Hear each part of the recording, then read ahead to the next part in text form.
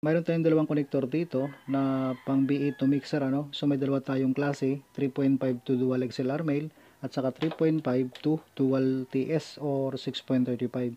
So dito idol, kapag ang B8 natin ginamit natin sa ating pang microphone lang itong B8 natin, walang kasama music, itong konektor na gagamitin natin. So dual ito. So isa lang gagamitin natin dito.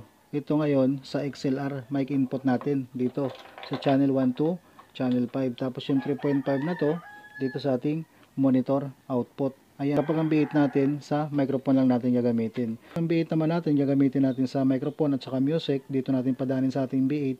So ang connector na gagamitin natin ito 3.5 to dual 6.35. So output lang ito ng monitor output natin. Tapos dito tayo mag-input sa 6 and 7 line input. Kapag music microphone dito sa ating B8 na gagamitin natin sa ating mixer. So itong connector na gagamitin natin, ayan, so magagamit natin yung dual 6.35 dito ngayon sa ating 6 and 7. So kung 4 channel yung inyong mixer, sa 3 and 4 natin ilalagay. So yan lang idol ano, itong ating mga connector na pwede dito sa B8 to mixer.